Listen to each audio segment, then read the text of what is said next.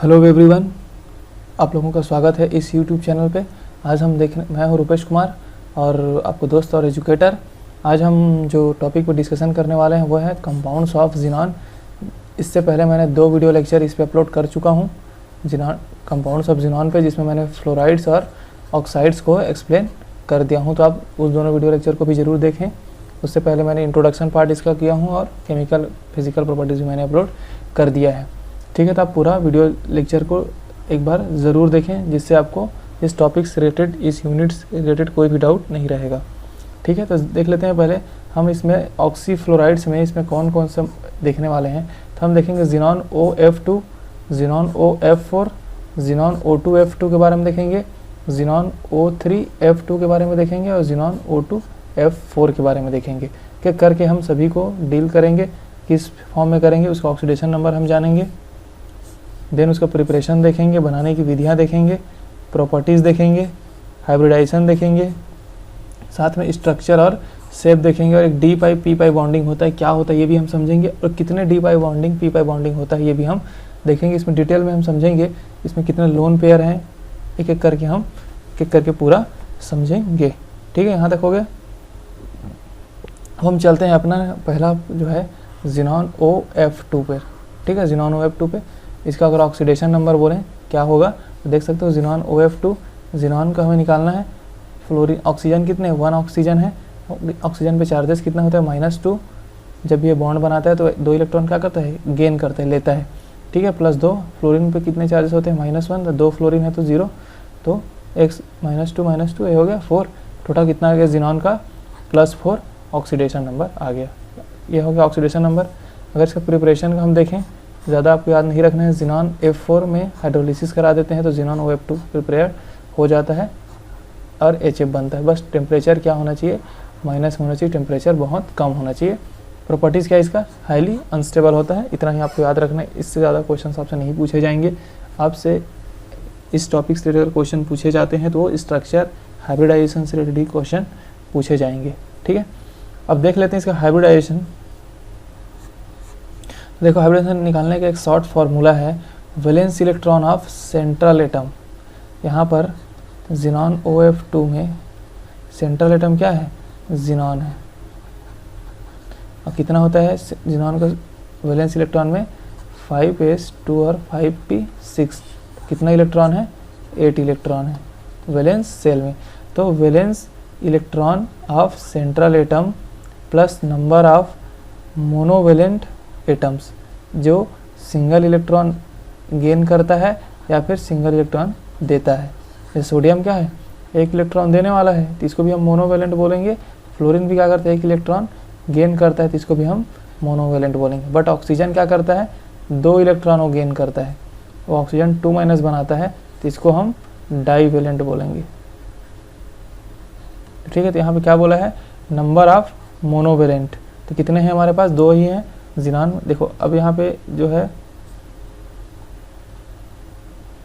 8 क्या हो गया तुम्हारा, ज़ीनॉन का वैलेंस इलेक्ट्रॉन हो गया, और 2 क्या है, फ्लोरीन को दिखा रहा है। 2 फ्लोरीन है यहाँ पे, तो 8 और 2 10/2 करेंगे, 5 आ रहा है तो क्या होगा, 5 मतलब 1 S 3 P और 1 D, टोटल मिला के 5। तो क्या बनेगा, sp3 हाइब्रिडाइजेशन होगा इसमें। इस वे से आप इजीली किसी भी का हाइब्रिडाइजेशन फाइंड कर सकते हो। ठीक है, यहाँ पे ऑक्सीजन को हम काउंट नहीं किए हैं क्योंकि ऑक्सीजन क्या है, ऑक्सीजन है तुम्हारा डाईवेलेंट है। ऑक्सीजन क्या है, डाईवेलेंट, इसलिए ऑक्सीजन को हम काउंट नहीं कर रहे हैं। ठीक है, तो अगर इस टाइप से होता है तो स्ट्रक्चर क्या बनेगा, ट्राइगोनल बाईपिरामिडल। हिंदी में क्या बोलेंगे, त्रिकोणीय द्विपिरामिडी स्ट्रक्चर बनेगा। स्ट्रक्चर या फिर संरचना की बात कर रहे हैं तो क्या होना चाहिए, sp3d होता है तो ट्राइगोनल बाईपिरामिडल होता है। यहाँ पे एक स्ट्रक्चर में दिखा रहा हूँ आपको, है ना। ये जो स्ट्रक्चर बना है ट्राइगोनल बाईपिरामिडल का है। इसको हम नेक्स्ट स्लाइड में अच्छे से देखते हैं फिर आपको, और इसका फिर हाइब्रिडाइजेशन को भी एक्सप्लेन करेंगे। ठीक है, ये देख सकते हो आप यहाँ पर जो है, ये क्या है, ट्राइगोनल बाईपिरामिडल है। तो यहाँ पे क्या है, सेंट्रल एटम, ये PCl5 का स्ट्रक्चर है ना। ये सेंट्रल एटम है, ये 3 क्लोरीन एटम है यहाँ पर। तो ये क्या हो गया, एक, और इस टाइप से अगर आप देखोगे तो क्या हो गया, एक ट्राइगोनल बन गया, त्रिकोणी बन गया, ये है ना। त्रिकोणी द्विपिरामिडी होता है ट्राइगोनल बाईपिरामिडल। तो ये क्या हो गया, त्रिकोणी बन गया, उसके बाद आप त्रिकोणी बनने के बाद आप देख सकते हो ऊपर में क्या है, इसमें 2 पिरामिड दिख रहे हैं। ऊपर में क्या है, एक ये वाला क्लोरीन और दूसरा ये वाला क्लोरीन। अब अगर आप इन त्रिकोणी बन गया कि ऊपर एक क्या है, एक पिरामिड जैसा दिख रहा है आपको, ये एक पिरामिड बन गया और नीचे में भी एक पिरामिड बन गया, इसीलिए त्रिकोणी द्विपिरामिडी, त्रिकोणी द्विपिरामिडी या फिर ट्राइगोनल बाई पिरामिडल स्ट्रक्चर होता है। ठीक है, अभी हम अब एक एक करके इसका हाइब्रिडाइजेशन को देखेंगे, फिर आपको डिटेल में समझ आ जाएगा एक एक करके। ठीक है, अब हम देखते हैं ज़ीनॉन का क्या होता है। अगर ग्राउंड स्टेट देखेंगे तो 5s 5p और 5d। 5s में 2 इलेक्ट्रॉन, 5p में 6 इलेक्ट्रॉन और 5d में कोई भी इलेक्ट्रॉन नहीं होगा। ठीक है, एक्साइटेड स्टेट में क्या होगा, उत्तेजित अवस्था में 2 इलेक्ट्रॉन है, इसमें से क्या होगा 1 और 2 इलेक्ट्रॉन यहाँ पे ट्रांसफ़र हो जा रहे हैं। ठीक है, 2 इलेक्ट्रॉन ट्रांसफ़र हो, क्योंकि हमें बनाना क्या है, ज़ीनॉन OF2, तो फ्लोरीन 2 बॉन्ड बनाएगा और ऑक्सीजन भी 2 बॉन्ड बनाएगा। तो हमें कितने चाहिए, 4 इलेक्ट्रॉन चाहिए जो सिंगल हो। ठीक है, 4 इलेक्ट्रॉन चाहिए, तो देख लो यहाँ पे 1 2 3 4 इलेक्ट्रॉन हो गए। तो हमें 2 बार एक्साइटेड कराना पड़ा 2 इलेक्ट्रॉन को, तो करा दिए हम लोग। फिर ज़ीनॉन में क्या किया हम लोग, देख लो यहाँ पे एक ऑक्सीजन डाल दिया, तो 2 बॉन्ड को सेटिस्फाई कर दिया ऑक्सीजन, और एक फ्लोरीन हम लोग यहाँ पे ऐड कर दिए, है ना, एक फ्लोरीन, क्योंकि फ्लोरीन में क्या होता है 2 और 7 होता है इसका फ्लोरीन का। ऑक्सीजन का क्या होता है एटॉमिक नंबर 2 और 4 होता है ना। ये फ्लोरीन का है, 7 है तो 1 इलेक्ट्रॉन चाहिए इसको, तो 1 इलेक्ट्रॉन यहाँ से शेयरिंग कर लिया एक फ्लोरीन, और दूसरा फ्लोरीन भी यहाँ से शेयरिंग कर लिया, या फिर ओवरलैपिंग कर लिया।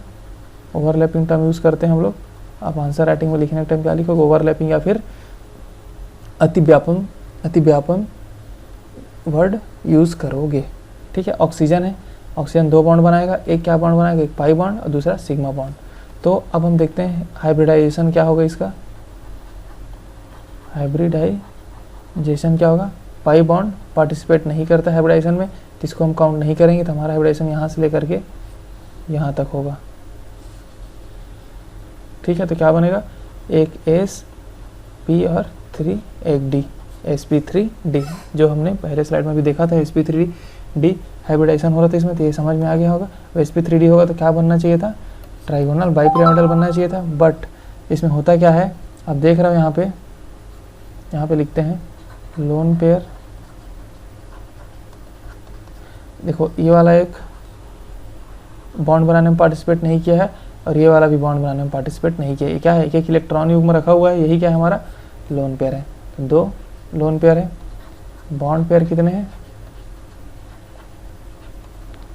देखो बॉन्ड पेयर ये भी है, ये भी है, ये भी है, बट ये क्या है, पाई बॉन्ड है, तो इसको हम काउंट नहीं करेंगे, उसको डी पाई बॉन्ड में करेंगे। तो बॉन्ड पेयर कितने यहाँ पे 3, और एक है डी पाई पी पाई बॉन्ड।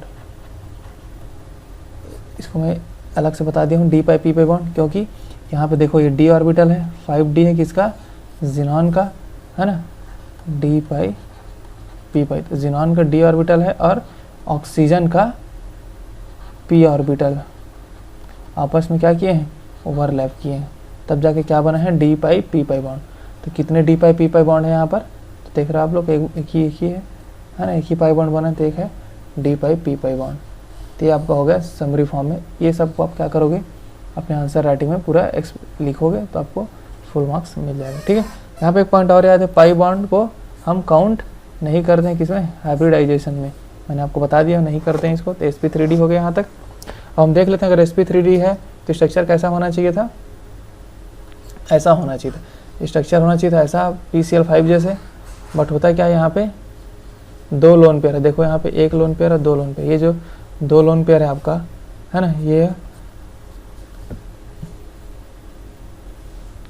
ये जो 2 लोन पेयर है वो कहाँ पे है, इक्वेटोरियल पोजीशन पे है, ये एक लोन पेयर और दूसरा लोन पेयर। ठीक है, और क्या है उसके बाद ऑक्सीजन, एक ऑक्सीजन है ये देख सकते हो, और एक फ्लोरीन, 2 फ्लोरीन है, ये फ्लोरीन। तो स्ट्रक्चर कैसे बन गया, आपको कुछ इस टाइप से दिख रहा होगा, है ना, ये हो गया और इस टाइप से हो गया, क्योंकि लोन पेयर को हम जब शेप हम देखते हैं तो लोन पेयर को काउंट नहीं करते हैं, लोन पेयर को काउंट नहीं करते हैं। तो कैसा स्ट्रक्चर दिख रहा है आपको, टी शेप जैसे दिख रहा है, दिख रहा है आपको टी सेफ, इस टाइप से स्ट्रक्चर बना। तो क्या स्ट्रक्चर हो गया इसका, टी सेफ स्ट्रक्चर। ठीक है, क्या हो गया, टी सेफ स्ट्रक्चर बन गया। तो आप इसी वे में समझ गए, 2 लोन पेयर था और फ्लोरीन क्या होगा, हाईली इलेक्ट्रोनेगेटिव एटम है तो वो हमेशा एक्सियल में रहना चाहेगा। तो ये क्या हो गया, टी सेफ स्ट्रक्चर। तो सॉरी, स्ट्रक्चर क्या होगा हमारा, ट्राइगोनल बाईपिरामिडल ही होगा, बट आपसे शेप पूछा जाए तो क्या लिखोगे, टी शेप। Hybridisation sp3d। ठीक है, यहाँ तक आपको समझ में आ गया होगा। अब हम नेक्स्ट चलते हैं अपना ज़ीनॉन F4 पे। ज़ीनॉन OF4 पे देखते हैं इसका प्रिपरेशन। ज़ीनॉन F6 का हाइड्रोलिसिस कराते हैं तो ज़ीनॉन OF4 बनता है और HF बनता है। वैसे ज़ीनॉन F6 को सिलिका के साथ SiO2 में कराते हैं तो SiO4 और ज़ीनॉन OF4 ये भी बन जाता है।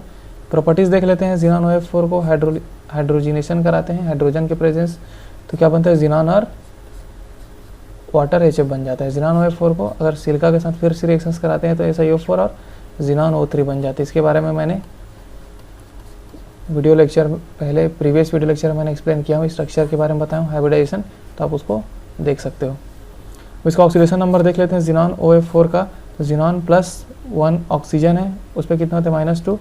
फ्लोरीन 4 है, उस पर कितना होता है, -1। तो ये हो गया। तो ज़ीनॉन -2 -4, ज़ीनॉन -6 हो गया। तो टोटल +6 ऑक्सीडेशन नंबर इसका हो गया। हाइब्रिडाइजेशन देख लेते हैं। वैलेंस इलेक्ट्रॉन पे कितना होता है, ज़ीनॉन पे 8 होता है, और यहाँ पे फ्लोरीन क्या है, मोनोवेलेंट है ना, मोनोवेलेंट। और ऑक्सीजन जबकि क्या है, डाईवेलेंट है। तो हम मोनोवेलेंट को काउंट करते हैं तो कितने फ्लोरीन है, 4 फ्लोरीन है। 4 फ्लोरीन है तो 4/2 तो 6, तो क्या बनेगा, sp3d2। हाइब्रिडाइजेशन हो गया। sp3d2 होता है तो स्ट्रक्चर क्या होता है, ऑक्टाहेड्रल अष्टकोणीय स्ट्रक्चर होता है हिंदी में अगर बोले तो sp3d के लिए। अब आगे देखेंगे इसका हम हाइब्रिडेशन, तो वहाँ पे अच्छे से एक्सप्लेन हो जाएगा। ठीक है, अब यहाँ पे लिख लेते हैं जैसे ज़ीनॉन का 5s 5p एक इलेक्ट्रॉन इतना होता है, और ये हो गया हमारा 5d। इसमें कोई भी इलेक्ट्रॉन नहीं है। ये क्या है, 5s क्या है, 5p, ये क्या है, 5d। ठीक है, ये हो गया। अब अगर हम एक्साइटेड स्टेट में लाएं इसको तो क्या होगा, हमें क्या बनाना है, हमें बनाना है ज़ीनॉन OF4। तो 4 फ्लोरीन और 2 बॉन्ड ऑक्सीजन से, टोटल कितने बॉन्ड, 6 बॉन्ड हमें बनाना है। तो हम क्या करेंगे, 6 अयुग्मित इलेक्ट्रॉन बनाएंगे पहले। तो 6 अयुग्मित इलेक्ट्रॉन बनाने के लिए क्या करना पड़ेगा, 3 इलेक्ट्रॉन के यहाँ पर एक्साइटेड करना पड़ेगा। इन तीनों को हम d ऑर्बिटल में एक्साइट कर देते हैं।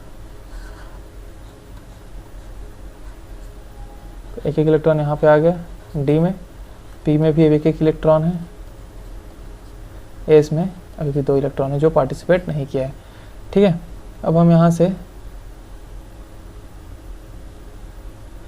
से देखेंगे कि जब बॉन्ड कैसे बनेगा, ज़ीनॉन OF4 कैसे बनेगा। तो देखो ये वाला पार्टिसिपेट नहीं किया है,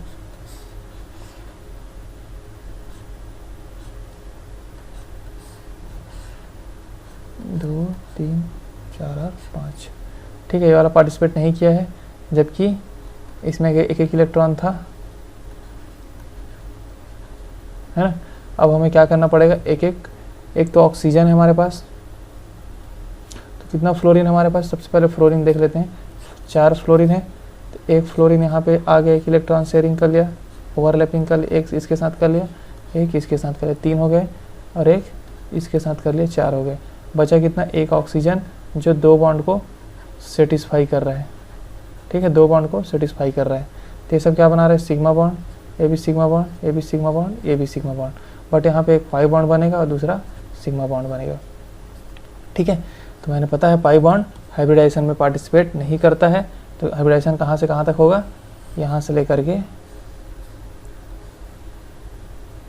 यहाँ तक का हमारा क्या होगा, हाइब्रिडाइजेशन होगा। तो क्या बन रहा है, sp3 और d2, sp3d2 हाइब्रिडाइजेशन हो रहा है।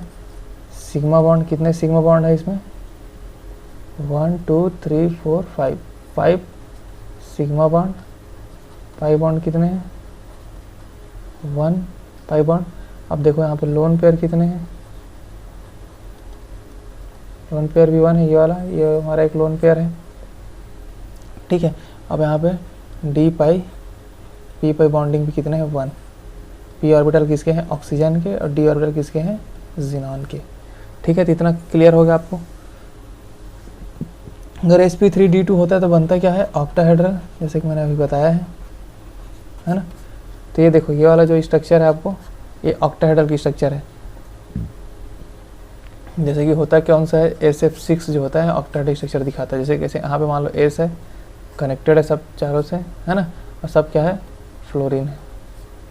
SF6 की स्ट्रक्चर आप लोगों ने पढ़ा होगा। तो इसमें क्या होता है, ये ऑक्टाहेड्रल स्ट्रक्चर होता है। ये होता है एक स्क्वायर जैसे होता है, वर्ग जैसे होता है अंदर, और 2 पिरामिड होता है। एक पिरामिड इधर से दिख रहा है आपको बाहर वाला, ये वाला एक पिरामिड है, और दूसरा पिरामिड ये है, एक पिरामिड 2 पिरामिड, ठीक है। तो क्या होता है, ये ऑक्टाहेड्रल हो गया। बट यहाँ पे क्या हो रहा है, हमारे पास एक लोन पेयर है, देख रहे हो यहाँ पे, इस लोन पेयर को नीचे लगा दिए हम। यहाँ पे एक फ्लोरीन, फ्लोरीन, फ्लोरीन और फ्लोरीन, और बचा कौन, एक ऑक्सीजन। तो देख रहे हो, तो हम पता है आपको, जब भी सेव देखते हैं तो हम लोन पेयर को नहीं काउंट करते। तो ये वाला नहीं देखेंगे तो बनेगा कैसा, एक हो गया, ये हो गया स्क्वायर, है ना, ये हो गया स्क्वायर हो गया, ये उसी को क्या बोल रहे हैं, वर्ग, ये हो गया ना स्क्वायर। और साथ में क्या बनेगा, ये वाला जो ऑक्सीजन है वो, अगर हम इसको इस तरफ से कनेक्ट कर दें तो कैसे दिखेगा, एक पिरामिड के जैसे दिखेगा। देख रहे हो, आपको दिख रहा है, एक पिरामिड बन गया। तो क्या होगा, स्क्वायर, पिरामिडल, वर्ग, पिरामिडल को वर्ग पिरामिडी, पिरामिडी स्ट्रक्चर, ठीक है, वर्ग पिरामिडी स्ट्रक्चर होता है इसका। समझ में आ गया। यहाँ पे डी पाई पी पाई बॉन्ड बता दिया, इतना को बस आपको लिखना है, एक्सप्लेन करना है, फिर आपको इजी वे में समझ